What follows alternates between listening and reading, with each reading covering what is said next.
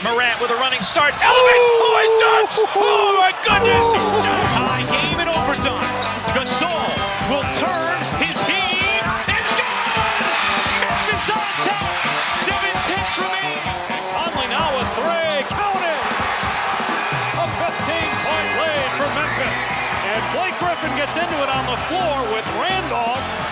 Hard to tell if there are any punches being thrown under there, but Griffin took acceptance. Adams going long. Morant. He hit it. John Morant. Insanity. You gotta be kidding me. Welcome to Grits and Grinds, a Memphis Grizzlies podcast. Grizzlies win edition. My name is Keith Parrish. We finally have a Grizzlies win edition of this show. The Grizzlies snapped their 6-game losing streak to start the year by rallying to beat the Portland Trailblazers and avenge their Friday night loss. And I say let's get right to it. Let's get right to talking about the Grizzlies finally winning a basketball game. After the Friday night loss, where the Grizzlies gave up a 10-point lead in the final 3 minutes of regulation and lost in overtime, we were, as a fan base, distraught, in the depths of despair.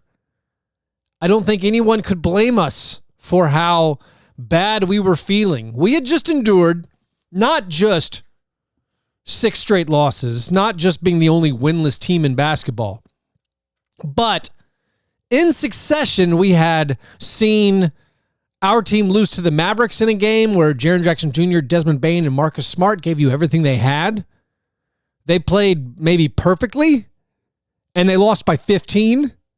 And they were like, oh, well, then we got to go win in Utah. We got to go win in Utah. You know, we got to take care of business. And you get humiliated by the Jazz. You miss 43 pointers, get destroyed. And then on Friday night, you're like, well, we got to snap the bad streak against the Trailblazers. And once again, Jaren Jackson Jr. and Desmond Bane were superstars. They were unbelievably good. And you still lose, where you blow that lead. And the rest of the roster is giving you nothing. Nothing. And so we're sitting here thinking that, like, wait, how bad are we? Are we one of the worst teams in the NBA? I thought we would be good. I thought without Ja Morant, we would be competitive and still be pretty good. And I believe that was the opinion of most everybody. Like, the unanimous opinion of most everybody was like, oh yeah, we'll be fine. We've got Marcus Smart coming in. He's going to be great. He's going to replace Tyus Jones and Dylan Brooks. Dez and Jaren, both all-star level players, and somebody else will step up. Other players will step up. And of course, there's more context to everything. We know, like, Santi Aldama had been unavailable for the first 6 games, and Luke Kennard couldn't hit shots and then missed games, and, like, guys have been in and out of the lineup, and of course, you know, no Steven Adams and all that, but still, it was still worse than anybody imagined. Like, it wasn't just that we were losing close games and we were competitive. Like, we did lose some close games, okay? We lost to the Nuggets in a close game where, like, maybe the officials missed a call in the final 30 seconds where we should have gotten the ball back down 1 instead of being down 3. And we lost in overtime to the Trailblazers. That was close. And maybe the officials missed a call, you know, with 12 seconds left that said it should have been our ball up 2 as opposed to the Trailblazers retaining possession. But not that it was the officials' fault, because other than that, we had not been competitive. We'd barely had the lead in any games. We'd trailed the entire season. So that part of it made, I think, the despair feel deeper and darker than possibly thought. Like, things are not fixed, but getting that first win is so huge. And the problems that I think were exposed, like, they're very, very real.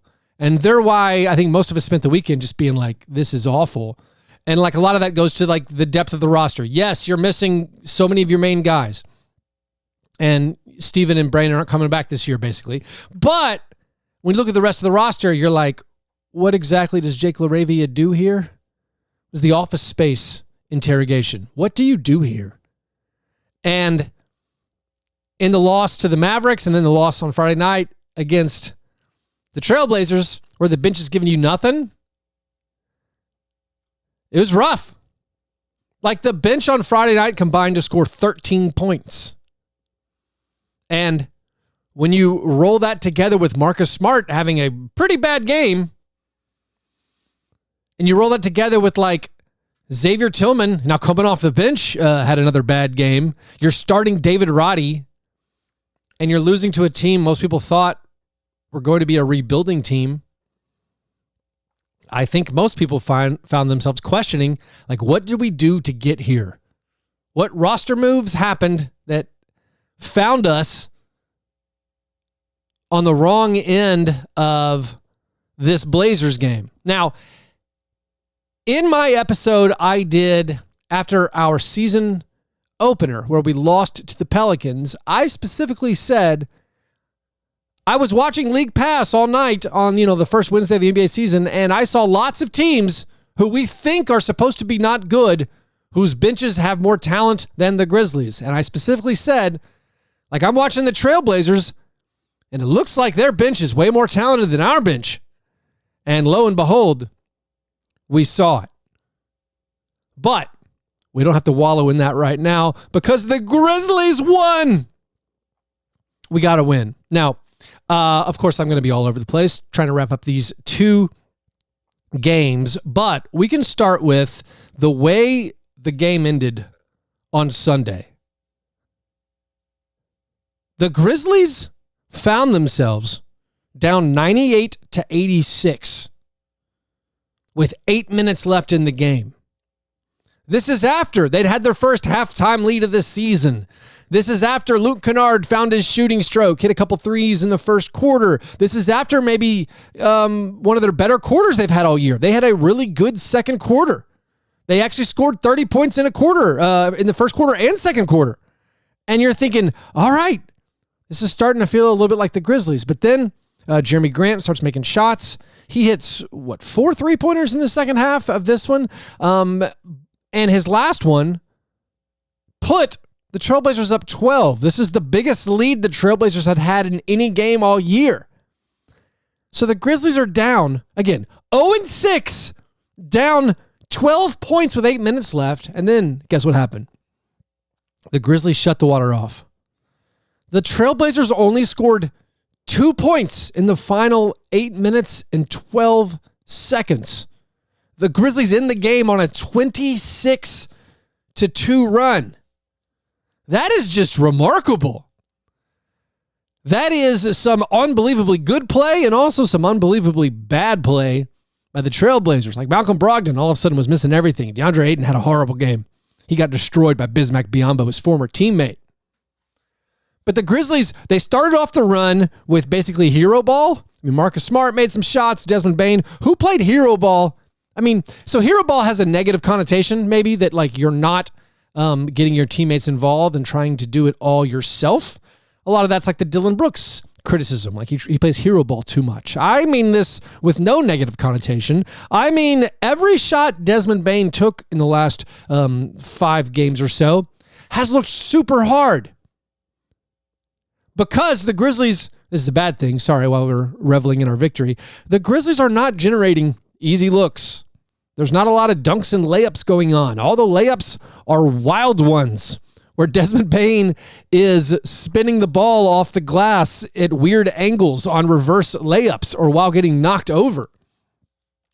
So the Grizzlies started this run basically with contested shot after contested shot after contested shot. But then you saw maybe the floodgates open. They found a weakness, which was DeAndre Ayton. They picked at this DeAndre Ayton weakness over and over and over. Bismack Biyombo, who got the start somewhat surprisingly. Bismack Biyombo had a huge game and was very effective down the stretch doing pick and rolls against DeAndre Ayton. The Grizzlies were just getting DeAndre Ayton involved in every single action. They were going right at him, and then you saw the Grizzlies swinging the ball around the perimeter, and suddenly, all of a sudden, the offense made a little bit of sense.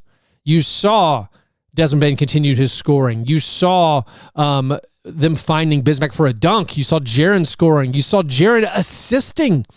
Jaren swung the ball to Luke Kennard, who basically puts the dagger in, and you get this great team win. Now, just getting the first win, I think, is a huge relief, and it should make things easier for the Grizzlies going forward. But like I said, the problems are not all solved by any stretch of the imagination, because once again, you got Desmond Bane and Jaren Jackson Jr. playing unbelievably well.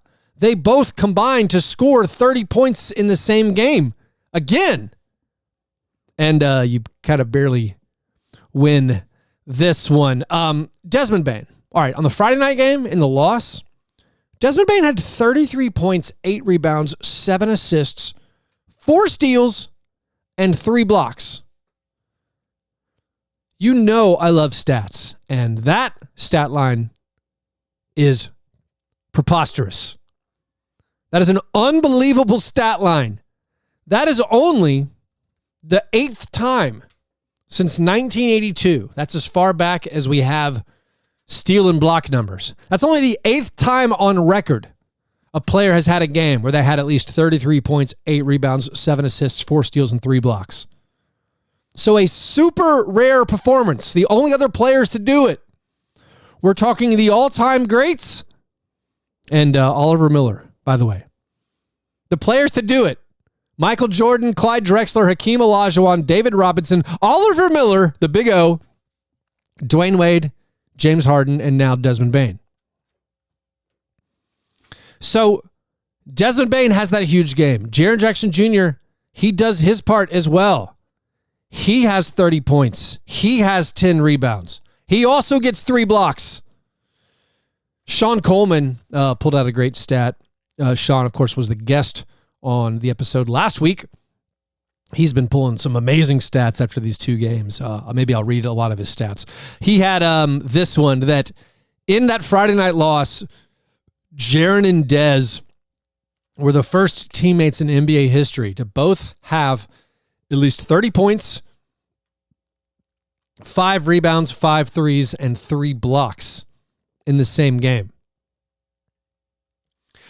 So you got everything from Jaren and Desmond.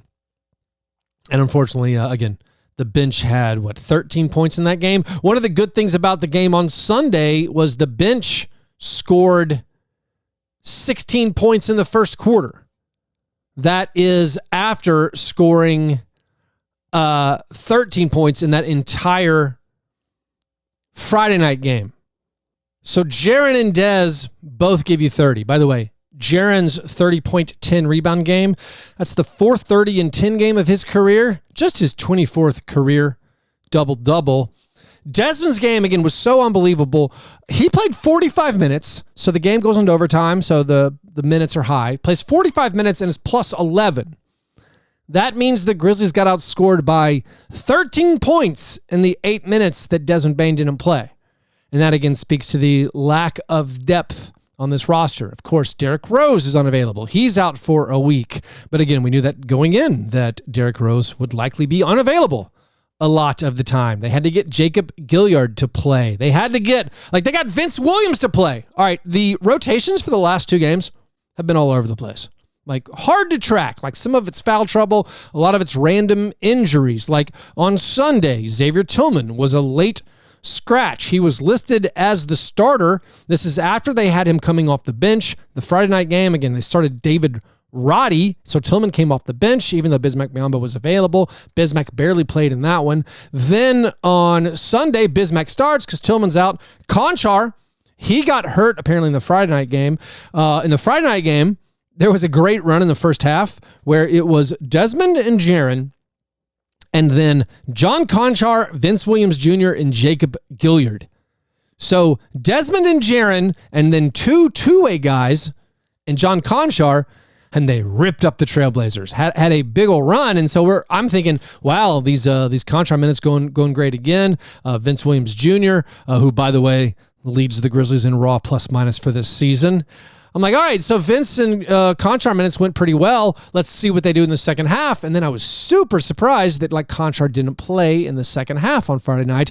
Turns out when we find out he's out for the game on Sunday, like, oh, okay, well then now I'm going to infer perhaps he was injured. Like that's why he didn't play in the second half on Friday night. But again, both of these games, lots of different players played, not always the people who you thought were going to play. They went 10 deep in the rotation in both of these games. Through most of the first 5 games, I believe they had stuck with 9-man rotations. So they're going a little bit deeper into the rotation, and they're asking various guys to step up.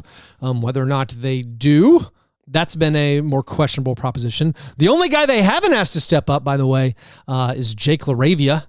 Jake LaRavia did not play in either game, so I guess that means Jacob LaRavia is now last on the depth chart among the players with guaranteed contracts. I guess he's only ahead of Gigi Jackson right now. Like Kenneth Elton Jr. played on Sunday. He didn't play on Friday night. But anyways, the rotations are all over the place. I am all over the place as I try to recap the things that happened in this one. So one, I guess, storyline from the game against the Blazers on Friday night is the Grizzlies lost some of their familiar things where they got destroyed on second chance scoring. They also had a very big free throw disparity, and you might want to blame the officials. I don't necessarily. I do not think it was a great performance by the refs, but also like the Grizzlies don't get free throws because the Grizzlies don't attack the basket. And the Grizzlies don't score in the paint anymore. They shoot lots of three-pointers. Now, they got better at this, I think, as the game went on, and they adjusted for the game on Sunday. Like the game on Sunday, fewest three-pointers in any game this season. Fewest three-pointers attempted in any game this season. Coming off that Jazz game where we took a franchise record 54 threes and became just the 7th or 8th team, I can't remember which one it was, to miss 40 three-pointers in a game. They carried that over into the first quarter on Friday night. They missed 10 three-pointers in the first quarter on Friday night. So I'm thinking, oh no, they're on pace to miss 40 three-pointers once again. But eventually, I think that they got a little bit more variety in their offensive attack. They started getting Jaren with some paint touches. They started attacking in the paint, and things got a little bit better as far as not just wildly firing threes constantly, which I think is good because no one besides Jaren or Desmond could make any. On Friday night, Jaren made 5 threes. Des was only 3 out of 9, but Jaren and Desmond combined 8 for 17. The rest of the team, 2 for 18. And that's with Zaire Williams making his only 3-point attempt. Like Marcus Smart on Friday night, probably his worst game so far as a Grizzly. He missed all 5 of his 3-point attempts. He made 4 out of 12 overall, scored 8 points, turned the ball over 5 times, had 4 assists and 5 turnovers.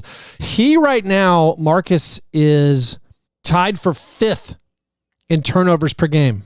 That's among all players who've played at least 5 games. Now, he is first in the NBA in steals per game, so that's as advertised. He's hustling, he's doing his best, but when he has an off shooting night, which he's prone to do, it hurts the Grizzlies like it did in the game on Friday. Now, Zaire Williams, okay, been a big topic of conversation on this show because going into the preseason, he was the big question mark. Like, what are we going to see from Zaire? Didn't see him play Summer League, and we were thinking we really need him to do something this year if the Grizzlies are going to have success, if they're going to weather the storm without Ja Morant. Well, I don't know if we're weathering the storm yet, but we've talked about Zaire a lot because he looked really good in preseason, and he's been mostly good, I think, in the regular season. His game on Friday night, honestly, was still a little bit of a bright spot for me. He continues to crash the glass. He got 6 rebounds. He got 3 assists, a steal, and a block. Scored 13 points. Like, we're talking baby steps here, okay? And I thought, baby steps-wise, I thought Zaire was fine. He did, unfortunately, pick up 2 technical fouls for weird things, which is always bad to see in a game that you lose by 2 in overtime. He got called for a flopping technical foul. Brevin Knight was super mad about this call. I 100% support the referees. This was Absolutely a flopping technical foul. He massively embellished contact. Now, you could say you're supposed to embellish contact. That's how you get the referees to call a foul. You draw their attention to the fact that you got bumped. He took a shoulder to the chest, but it was not hard enough to knock him backwards, and he did this big, like, theatrical backwards fall. That's a technical foul. Now, his second technical foul, which none of these result in ejection because these are non-unsportsmanlike technical fouls, so you don't get ejected for them when you get them. But he got called for hanging on the rim, and this was part of the Grizzlies blowing that lead. He dunked the ball with 50 seconds left in regulation, put the Grizzlies up 5, and he did a bit of a chin-up. Now, I don't think this was a straightforward letter of the law. You can't do a chin-up. There were players underneath him. There's momentum going with him. He did pull himself up a little bit, but I didn't think it was egregious. I thought there was some leeway here. I thought maybe there's a gray area, and with the circumstances of the game, it being a close game in the final minute and it being a big play, for me, that was not a technical foul. And I saw other plays like this on Sunday where big dunks, guys' momentum is carrying them forward, and they do a little bit of a pull-up, and there's no technical foul called. So I was surprised. I disagreed with the adjudication of that technical foul. I did support the flopping tech that Zaire got. By the way, Santi in the game on Sunday, if you watched it, he got a very funny flopping technical foul. Once again, officials absolutely 100% correct. Santi was setting up Toumani Camara, trying to bait him into a flagrant foul. He was hooking Toumani and knowing eventually this guy's probably going to like swing his arm through. Yes, that can be a dangerous play, but like Santi knew what he was doing. Santi was trying to bait the flagrant. Once Toumani starts swinging his arm, you see Santi pulls his arm out immediately and then acts like a professional wrestler and like flips down on the ground. I didn't think the refs had a good game on Sunday, but they did call that play correctly. So the Grizzlies getting hit so far with a couple of these flopping technical fouls. But Zaire's play on Friday night, maybe a medium bright spot, just the fact that it was still like it was okay. I think his defense has slipped despite getting a steal and a block on Friday. He got a great block shot on Sunday. He denied a Shaedon Sharpe layup with a spectacular block, but I didn't think he was doing a very good job defending with his body on Sunday. He was giving up some drives to the basket, and then he took 4 shots in 27 minutes on Sunday. As optimistic or as pleased as I've been with the Zaire Williams developments, I still think maybe he's best served for a bench role. Right now, no. Right now, yes, he's going to keep starting because of the depth issues. But I think once Ja Morant starts, I don't think we're bringing Marcus Smart off the bench. I think Zaire is going to make a lot more sense coming off the bench. The rest of the guys on Friday night, no reason to wallow in it. Konchar, he played the first half, but Gilyard gave you 12 minutes. 3 assists, no points, no field goal attempts. Gilyard has now played, the last 2 games? He's played 22 minutes total, 23 minutes total, has not attempted a field goal. I don't think he's an NBA player, guys. I like that he got a block shot, and they had some good moments with him in the first half on Sunday. But I do think, so watching the game on Sunday, if you try to keep up with my thought process, on Sunday, I think Jacob Gilyard only played in the first half because Marcus Smart got in foul trouble. So the end of the second quarter, that would have been normally where Marcus Smart subbed back in, but he'd already gotten 3 fouls. So Gilyard plays in the first half, and the Grizzlies go on this nice little run to finish the first half. And I think because the minutes went so well for Gilyard in the first half, they decided, all right, we'll play him in the second half as well. His minutes in the second half on Sunday did not go well. They scored 6 points in the 6 minutes that Jacob Gilyard played in the second half on Sunday. So again, 23 minutes played for Gilyard over the weekend. He has not attempted a field goal.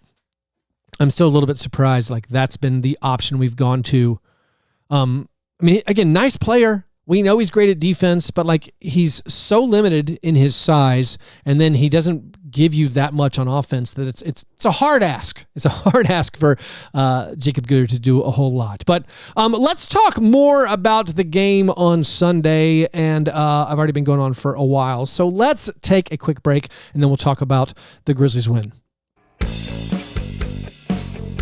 Underdog Fantasy is a unique way to play fantasy sports. I've been talking about it for a while on these episodes. Now that the NBA season has started, I'm playing Underdog Fantasy every single day. I do either head-to-head daily fantasy drafts, or I've been joining these private drafts of 3 or 6 people that are exclusively my listeners. I've been playing against my Patreon supporters, so that is a super fun way for me to continue to watch the NBA and play some small stakes fantasy basketball against my friends. If you want to try it out, it's a great time to sign up, because right now, if you use promo code FBBF, that's FBBF as in Fast Break Breakfast. If you use that promo code, they will match your opening deposit up to $500. So if you want to play fantasy sports for cash, you want to do it against your friends, you can do all of that at Underdog Fantasy. Try it out. Use the link in this episode's description to sign up, or use that promo code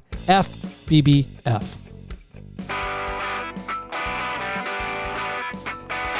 All right, I'm going to try to focus now more on the Grizzlies win, but I do still have some stats and figures about Friday night's loss. So the win on Sunday, yeah, Jaren brought it. Yeah, Desmond Bane brought it. Bismack Biyombo, got to talk about him in a little bit, because Bismack Biyombo had a huge game. The 2 games over the weekend, they were the Grizzlies' 2 highest scoring games of the season. Okay, they scored 113. That's the game that went to overtime on Friday. They scored 112 on Sunday. You should know those are not high-scoring games for this Grizzlies roster. The Grizzlies this year, 7 games, haven't scored more than 113 points in any game. That's the longest streak since Ja Morant and Taylor Jenkins got here, where they haven't scored more than 113 points. I mean, I know that's a very arbitrary number. It's not our nice rounded off to a 10 or a 5 number, but 7 straight games, 113 points or less, they've never done that since Taylor Jenkins and Ja Morant arrived. So the offense, not fixed. It is much, much different. They're still, of course, very low league-wide in offensive rating and points per game and that kind of thing. Desmond Bane, he went for 30 points, 8 rebounds, and 5 assists on Sunday. This is after going for 33 points, 8 rebounds, 7 assists on Friday. That makes him the second player in Grizzlies franchise history to have consecutive games with at least 30 points, 5 rebounds, and 5 assists. Of course, Ja Morant is the only other player to do that. A little bit more about David Roddy's game, where he got the start on Friday. He did score 16 points, only got 3 rebounds. He made 8 of 14 from the field. That included 8 out of 10 on 2-pointers. I was super surprised that David Roddy started. I think the thought process was, we have to goose that offense. We have to try to score more points, because our first quarters we're not scoring. And like I said, like we're not scoring the amounts we're used to as a Grizzlies team. So they tried David Roddy as starter. Maybe it was related to Xavier, being a little bit banged up, because Xavier Tillman came off the bench on Friday, had a rough offensive game. He kept missing layups. Yes, Tillman got 5 assists on Friday. Also, some steals, some blocks. He does all that great defensive work. He's good at moving the basketball, but a lot of those positives are erased by the lost points when you miss layups. So maybe it was health related, because he did not play on Sunday. It was a very surprising late scratch where Tillman did not play. The Friday night loss. I know we were in our pits of despair, and everyone's like mad at everyone. Everyone's mad at Zach Kleiman, and everyone's mad at Taylor Jenkins, and everyone's mad at the bench. Taylor Jenkins in this game, though, he won 2 coaches' challenges that both resulted in big point swings. So if you want to be critical of Taylor Jenkins' role in the Grizzlies' 1-6 start and maybe the weird sporadic sub patterns, at the very least recognize in the game on Friday, in that overtime loss, he did everything possible to positively affect the outcome of the game with his challenges. He did it. It was a great job by the coaching staff to correctly challenge some plays and give the Grizzlies their best possible chance of winning. Should NBA coaches be allowed more challenges if you get them all right? Maybe. I mean, I'm sympathetic to the league and the idea that reviews were killing the game. As someone who watches the NBA every single day, I was strongly in favor of them getting rid of the automatic out-of-bounds reviews. An automatic out-of-bounds review would have helped the Grizzlies on Friday night because it would have given them the ball up 12 or up 2 with 12 seconds left. But the ends of NBA games were becoming impossible to watch because you reviewed basically it felt like half of all out-of-bounds calls got reviewed. And I can't live my life that way. So I will accept the officials' errors if it makes the games more easy to watch. Jaren Jackson Jr., he has blocked a shot in 20 straight games. That is the second longest streak of his career. His career best streak is 26 straight games. The longest streak in franchise history of consecutive games with a blocked shot belongs to Roy Rogers. That's right. Roy Rogers, the basketball player, back in the Vancouver days in the 96-97 season. The longest streak in the Memphis era, Pau Gasol had 29 straight games with a block. Also, Jaren, and this is a Sean Coleman stat. I'm going to now do, I teased the Sean Coleman stats. These are the Sean Coleman stats that I liked. Go follow Sean on Twitter. Great Twitter follow, Stats SAC on Twitter.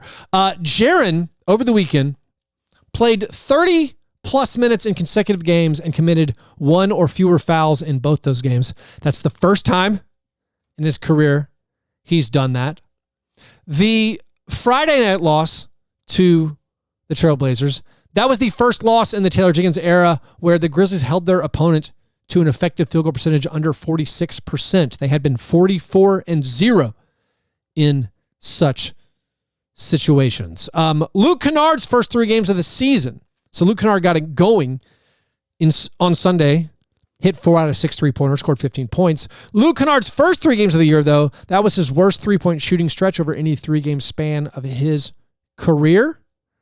And let's see. One more Sean Coleman stat that he found. Jaren now has 10 straight games going back to last year with 2 or more assists. That's his longest streak of his career. Before that, his career-long streak was 4 straight games.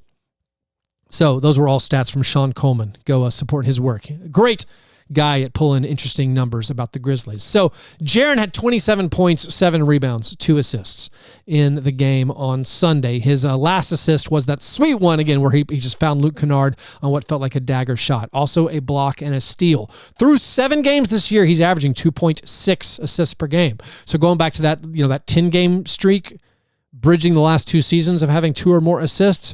Reminder, the previous 3 seasons, Jaren averaged 1 assist per game. So Jaren is passing the ball a lot better. I had some concerns about Jaren's field goal percentage on the road. He had that 5-game streak going back to last year's playoffs where he'd shot 33% or worse on his field goal attempts. Well, playing the Portland Trailblazers apparently was the cure for that. He was 11 out of 18 from the field on Sunday and 11 out of 17 with 5 made threes last Friday. So he obviously had huge offensive games. If you throw out the season opener where he was in foul trouble against the Pelicans, Jaren this year is averaging 23.8 points per game and 8 rebounds per game. And oh, by the way, in those last 6 games, he's making 44% of his 3-pointers. So Jaren Jackson Jr.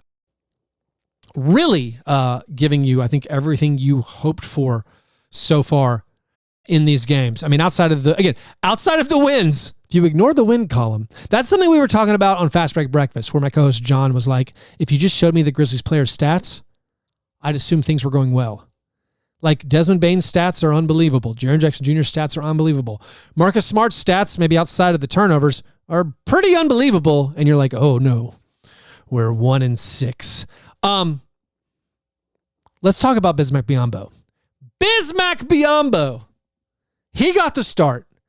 And guys, I think you saw what happens when you put a competent NBA center out there. A guy who can rebound, block shots, and screen. It's good. He knows his role and does his role. Also, 4 assists for Bismack. That is maybe beyond his role. He was doing a great job of he understood the assignment. He has been around the block enough to know when a scorer like Desmond Bane throws him the ball and takes off running, Bismack knows my job is to try to throw it back to him going to the basket. Amazing work from Bismack. Yeah, he was in extreme foul trouble for most of the game. Finished with 5, but 8 points, 11 rebounds, 5 offensive rebounds. Thank you, Bismack. Thank you.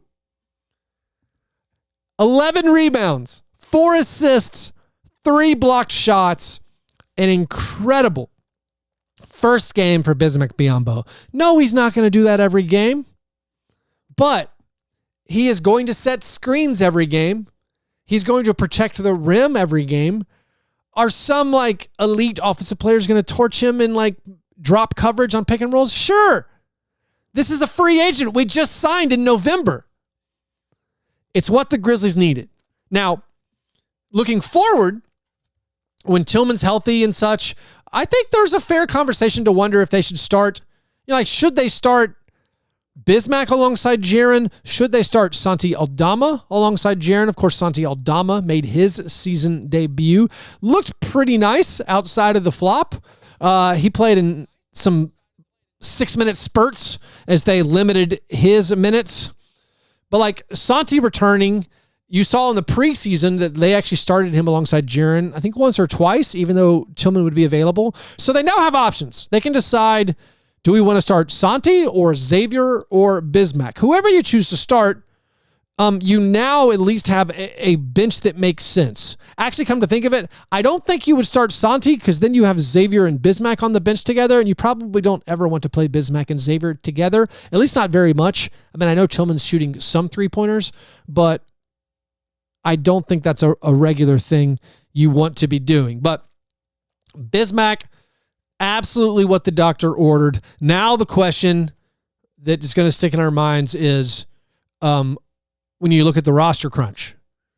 Because after that first game, I assume we're all saying, oh yeah, no, that's what we need, a center.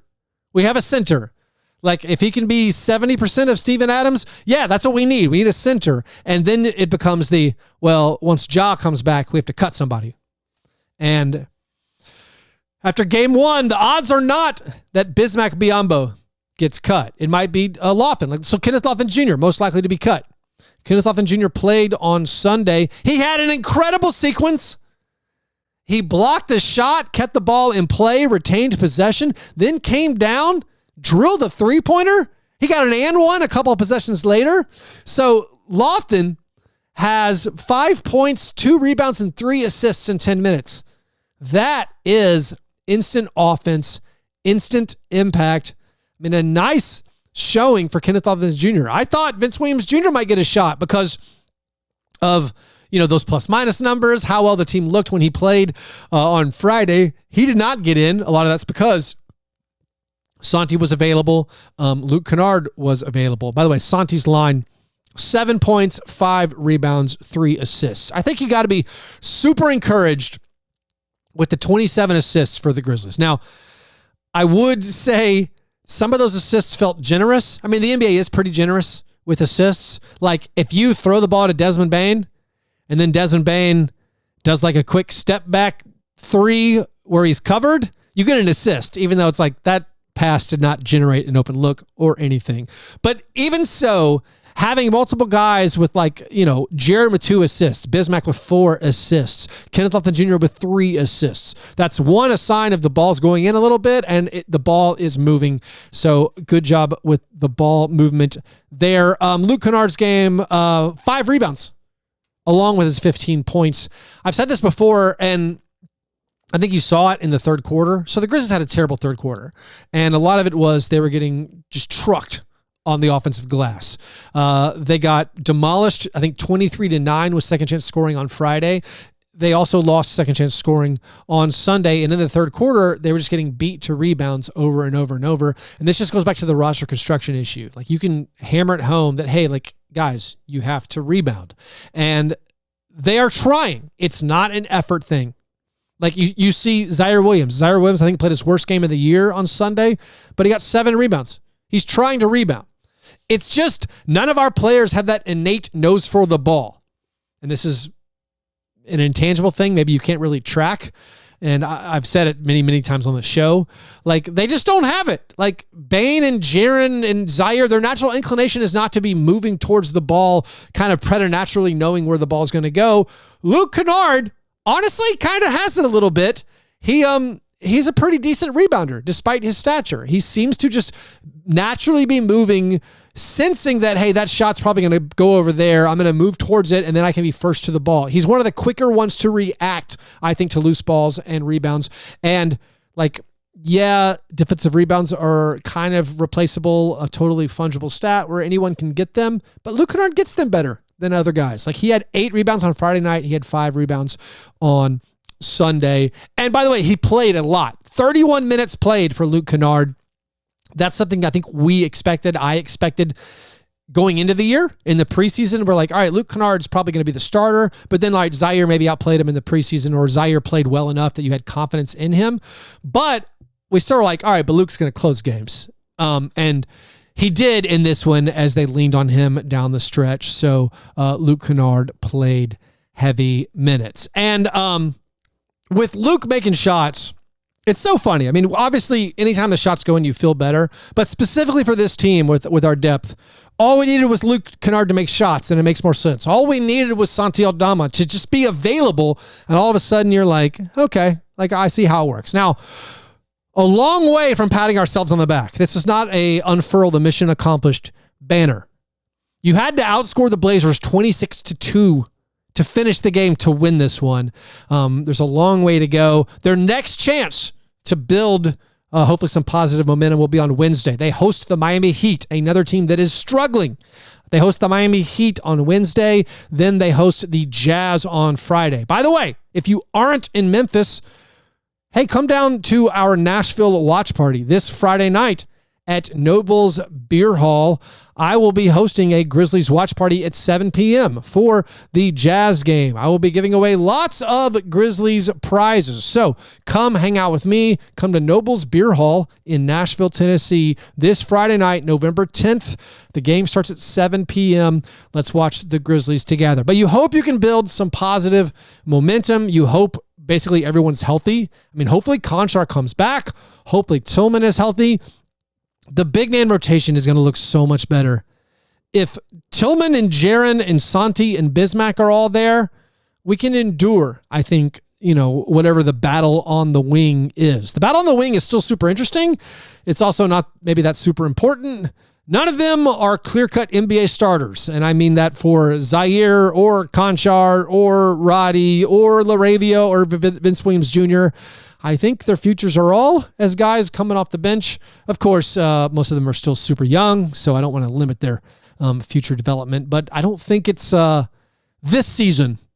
They're not going to pop out as like, oh yeah, that guy is an elite starter or anything. But that's all I think for this episode. I think I got everything out that I wanted to say, gave you all the stats that I had in front of me. Anyways, if you want to support the show, please do that at patreon.com/fastbreakbreakfast. I appreciate a lot of you guys who have signed up over there in the past few weeks. If you join my Patreon, you get bonus episodes of Fast Break Breakfast. And this month, I'm going to be doing a bonus mailbag episode of Grits and Grinds. I'm going to do a bonus episode answering listener questions just about the Grizzlies. So if you want to get involved with that or get access to that, if you want to join my Slack channel, you do that all at patreon.com/fastbreakbreakfast. Remember that promo code FBBF if you sign up for Underdog Fantasy. Anyways, hope you guys have a great Monday. I will talk to you soon. Go Grizz.